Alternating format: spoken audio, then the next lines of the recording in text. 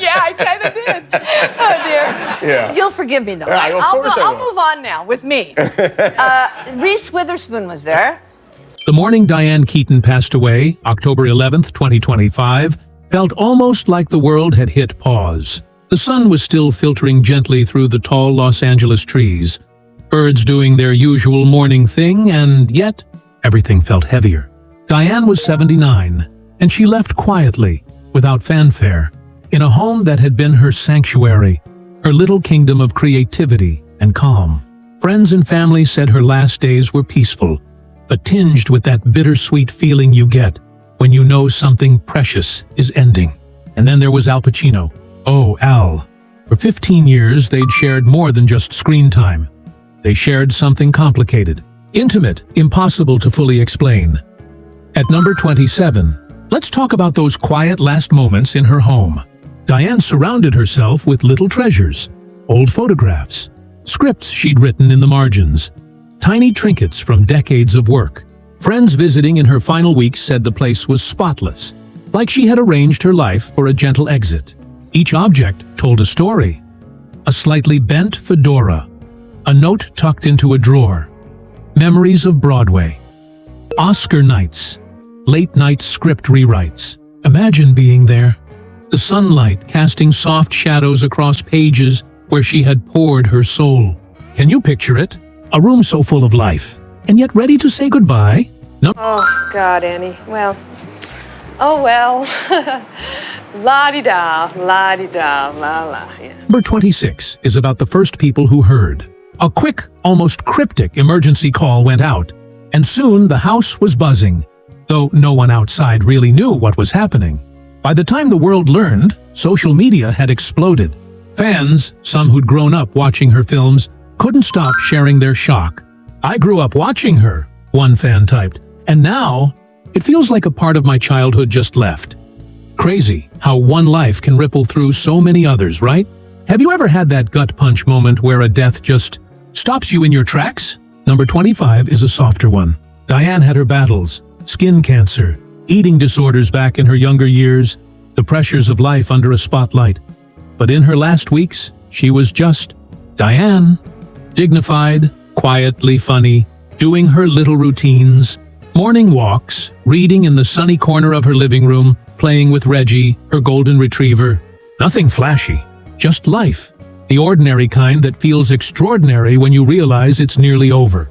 Fame doesn't protect you from frailty. Kind of makes you think about what we all hide, doesn't it? At number 24, Hollywood speaks. Tributes rolled in from colleagues and directors who'd shared decades with her. Woody Allen remembered her improvisational brilliance. Coppola praised her magic in the small moments on the Godfather sets. And you could feel it. Not just grief, but awe. Everyone knew they were saying goodbye to someone who'd shaped their lives, personally and professionally. Can one person really do that? Change the way generations of people work, live, and feel? Number 23 takes us to her funeral preparations. The family chose a quiet seaside garden, nothing over the top. Lavender sprigs from her garden, soft white flowers, an old piano playing tunes she loved. It was understated, intimate, exactly how Diane would have wanted it. You get the sense she didn't need the spotlight, even in death. Sometimes, the smallest gestures leave the biggest impressions, right? Number 22 brings in the arrivals. Bette Midler, Reese Witherspoon, Goldie Hawn, Jane Fonda, Michael Douglas. Everyone holding memories, grief, admiration. Some tried to fight back tears. Others whispered old jokes to keep the heaviness from swallowing them whole.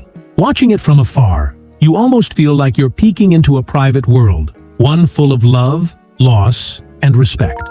Ever been at a gathering like that, where silence says more than words? Number 21. Well, this one hits hard. Al Pacino didn't attend, not because he didn't care. Quite the opposite. Friends said the grief was too heavy for him to face publicly. Instead, he sat alone with photographs, letters, mementos. The world speculated, of course, but those close to him understood. He needed privacy to mourn. Makes you wonder, have you ever felt a loss so big it physically held you back from showing up? Number 20 is about Dexter and Duke, Diane's children. Adults now, but still so close to their mom. They shared quiet stories, soft laughter punctuating the grief, recalling afternoons filled with books, scripts, curiosity, and love. It's in moments like these you see the truest legacy of a life lived fully. Not awards or fame, but love. You ever notice that? That the people we raise often become the real reflection of our hearts? Number 19 focuses on the little moments that carried weight. A scarf hiding tear-stained cheeks, a hand squeezing another in silent comfort. A whispered anecdote that got a quiet chuckle. These tiny gestures often hit harder than any speech. Watching clips online, fans were moved instantly. One wrote, "Feels like we knew her too." Have you ever been touched by something so small, yet so meaningful? And number 18 highlights her artistry, celebrated softly but powerfully. Clips of her smiling with Jack Nicholson, hugging Steve Martin, tilting her fedora in Annie Hall. They played gently, letting everyone remember her brilliance. Not just as a star, but as someone who left a mark on hearts, not just screens. The hush that fell over the crowd was almost sacred. You could feel it even through a screen. That moment made people pause, reflect, maybe even think about their own legacies. At number 17, there's Diane's private farewell to those who truly mattered. Her closest friends and family. Not the cameras, not the press, not the world watching from screens. She wanted intimacy, a circle of love, memories, and quiet laughter. Her friends shared how she laughed at the smallest things until her chest ached, how she'd tilt her head with that mischievous smile, and make everyone feel like they were part of her secret world. It makes you think, how often do we really give our loved ones moments like this, away from the chaos of life? Number 16, and this one tugs at the heart. Bette Midler, who had shared countless laughs with Diane on set, arrived first. You could see it in her eyes, the mixture of sorrow and gratitude. She whispered stories no one outside would hear, tales of late-night rehearsals and off-script moments that revealed Diane's true brilliance. And you know what? People online noticed. Fans were commenting, sharing their own stories about laughter and friendship, proving that even small, intimate actions can ripple out. Ever had a moment with a friend that felt private, yet you knew it mattered more than anything else? Number 15 turns to the family circle. A quiet core amidst the salt-kissed breeze of the seaside garden. Dexter and Duke, her adopted children, were there. They didn't break down. Instead, they shared smiles through tears, telling little anecdotes of their mother. How she taught them that life is messy, sometimes hilarious, and always worth celebrating. Friends watching online couldn't help but comment, saying things like, "That's the kind of parent everyone dreams of." And you think, isn't that the real legacy of a life lived? Not the awards, not the fame, but the love you leave behind? At number 14, the attention turns to the unspoken heartbreak of Al Pacino.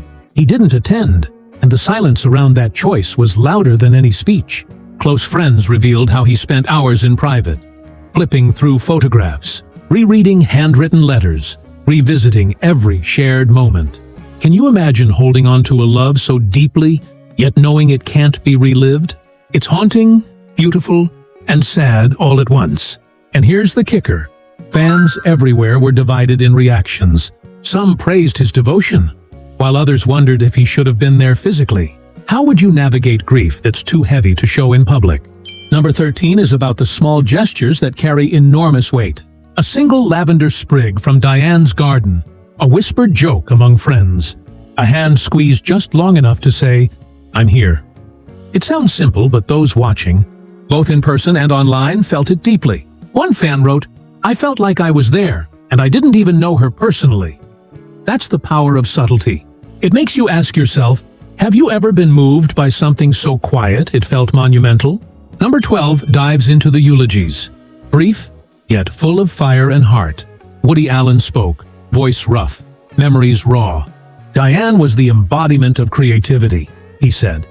Coppola echoed this, calling her moments of on-set brilliance magic that could transform anyone. Everyone nodded. Some cried quietly. Others smiled through tears, remembering shared glances, shared jokes, the tiny human details of a life fully lived. And fans online? Comments poured in, people sharing how Diane inspired their careers, their art, even their personal lives. Makes you realize, doesn't it, how much influence one person can have? Number 11 hits closer to the heart. The stories of her children again. Dexter recalled how Diane turned her home into a world of books and imagination, nurturing creativity instead of dictating paths. Duke spoke about afternoons with music, laughter, and little life lessons tucked into ordinary days. The audience watching these reflections felt a personal connection, many commenting about their own parents, siblings, or mentors who shaped them quietly yet powerfully. Have you ever looked back at someone's guidance and realized how much it molded who you became? Number 10, and we're starting to feel the suspense escalate. Diane's fashion, yes, the wide-brimmed hats, quirky outfits, her idiosyncratic style, wasn't just for show. It was a reflection of her heart, a glimpse into her playful, fearless approach to life. Observers noted how she carried herself with such confidence, turning everyday moments into art. Online reactions, fans shared their favorite Diane looks, debates on her most iconic hats, and personal stories of how she influenced their style. You ever had someone's personality or style stick with you long after they're gone? At number 9, the focus is the interplay between public and private grief. Pacino again looms in the background. People online debated, cried, and empathized. They felt his absence, his devotion. Let's turn the spotlight on you for a moment, because you just received I think it is a great honor. Yes, it was. Yes, it was. You had all these people who were there, are That longing for something unspoken. But beyond the drama, the lesson is subtle. Grief doesn't always make sense to outsiders, and love doesn't always follow public rules. It's messy, complex, human. And honestly, don't we all have moments where our hearts do things the world doesn't see? Number 8, and we see Diane's final legacy on display. The clips from her career, Annie Hall, The Godfather, Something's Got to Give, played softly on a large screen. Laughter, tears, wit, and resilience, all stitched together in moments that captured the essence of her life. Observers, both in person and online, were silent, captivated. One fan wrote, "It's like watching her breathe again." Isn't that the kind of immortality we all dream of? Leaving a mark that transcends presence, that echoes in hearts and minds long after we're gone? We're at number 7 now. And honestly, things start getting heavy. This one's about Diane's unshakable independence, the quiet courage that defined her later years. Even in the face of illness, she insisted on living life her way. Friends recall her refusing any grandiose tributes while she was alive, saying, "I don't want fuss. Just keep it simple, keep it real." Imagine that kind of strength, quietly commanding respect without ever raising your voice. People watching online couldn't stop talking about it. How rare it is to see someone so self-aware, so at peace with their choices. Makes you wonder, when was the last time you admired someone's courage without them even realizing it? Number 6 brings us back to Al Pacino. The intensity of his grief was palpable, even from a distance. Friends described him sitting alone, clutching old letters and photographs, replaying memories like a secret movie no one else could watch. It's almost cinematic. Like Meryl Streep. That's an important person. She's important, but is she not your friend, Meryl? I love her. Oh, but not But I friends. don't know. I mean, I don't see her very often. She doesn't call. The kind of heartache that feels bigger than words. And yet, he didn't attend the funeral. Some said it was too painful. Some said it was the ultimate act of respect, letting Diane remain forever perfect in his memory. Watching this, you can't help but feel it. Love doesn't always follow logic. Have you ever had a connection so profound, yet impossible to fully express? At number 5, we see the subtle power of ritual.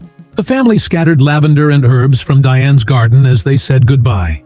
There were no fanfare trumpets, no dramatic speeches, just quiet, intentional gestures that spoke volumes. Witnesses said the air seemed almost alive with memory, like Diane's laughter was still echoing across the garden. Fans online were moved. Some shared stories of their own family traditions that felt equally sacred. It's a reminder that sometimes the smallest gestures leave the biggest imprint. What little rituals have shaped your memories of someone you love? Number 4 is about public reaction, but not in the obvious way. Social media exploded, yes, but not with gossip. People shared personal stories, moments of inspiration, and gratitude for how Diane influenced their creativity. humor, and resilience. One comment stuck out: "I didn't even know her, but she made me brave." That's the thing. Impact isn't always about proximity. It's about the ripples your life sends out, often in directions you never see. And you start thinking, who in your life has unknowingly shaped the person you've become? Now number 3, and this one hits close to the heart. Diane's adopted children, Dexter and Duke, reflected on her ability to turn ordinary moments into extraordinary memories. From home movie nights to cooking disasters that ended in laughter, Diane made sure life was full, rich, and memorable. Friends described how she could transform a simple day into something cinematic, like you were walking through one of her films. Audiences watching the clips online felt it too. Tears, smiles, nostalgic sighs. Comments poured in with people remembering their own parents, mentors, or friends who did the same. Think about that. How do you make everyday moments unforgettable for those around you? Number 2 builds the tension, and it's all about her final messages to the people she loved. Diane left behind notes, letters, and journals filled with wisdom, humor, and heart. Not just instructions or memos, real thoughts, reflections, and reminders to keep living fully. One letter, found by friends, read something like, "Laugh often, even when it's hard. And don't forget, life is a comedy in parts you can't predict." Fans online went crazy sharing excerpts, inspired by her candor, her warmth, her unapologetic humanity. It's impossible not to feel seen reading words like that. How would you want to be remembered? And here it comes. Number 1, the revelation that stunned everyone. Al Pacino's tribute. Though he never crossed the threshold of the funeral, he gave the world the most heartfelt, private homage imaginable. Friends revealed how he spent hours with Diane's belongings, photos, letters, her little mementos, and whispered his own final farewell. "I will love you forever," he said quietly, just for her.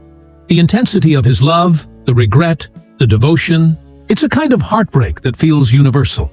Everyone watching online felt it. Fans, friends, strangers alike. Comments were filled with awe, sadness, and reflection. Some wrote, "If love could speak through memory, that's it right there." Others shared their own regrets, their missed opportunities, the loves they never fully expressed. And here's something amazing. Fact number 1 isn't just about the past. It's about how we carry people forward, the way memories, lessons, and love live beyond life itself. Pacino, in choosing to grieve privately, teaches us that sometimes the loudest tributes are silent, the most profound actions invisible. It makes you pause, reflect, ask yourself, what will you leave behind in the hearts of others? How do you honor the people you love in ways that matter most, even when no one's watching? One moment that got people talking was a video shared by a guest. A soft piano playing one of Diane's favorite songs, sunlight filtering across her favorite reading chair. The caption? "She's still laughing." You can almost feel her presence, playful and untamed. The audience online shared their own stories, tagging friends, posting memories of parents, mentors, and loved ones who left a mark in subtle but permanent ways. It's the collective realization that life isn't just about milestones or achievements. It's about moments, gestures, and hearts touched along the way. Through facts 7 to 1, we've seen Diane's life celebrated in layers. Her independence, her love, her quirks, her legacy, and the devotion of those she held close. Each story, each memory, each reflection escalates the emotional stakes and paints a picture of someone extraordinary. The funeral, while intimate, became a mirror of life itself. Messy, loving, bittersweet, and breathtakingly human. And you can't help but think, aren't all of our lives a countdown of moments like these? Some big, some quiet, but all meaningful? If this video brought you something useful or just made your day a bit brighter, drop a like, subscribe, or share it forward. That simple gesture keeps the whole thing moving. And now, I want to leave you with 2 questions to carry forward. First, who in your life deserves a tribute, a moment, or a memory that you haven't yet given? Second, if you could leave one personal message to the people who will remember you, what would it say? Take a second, really think about that. Share it below. Let's turn this space into a moment of reflection, connection, and maybe even a little inspiration.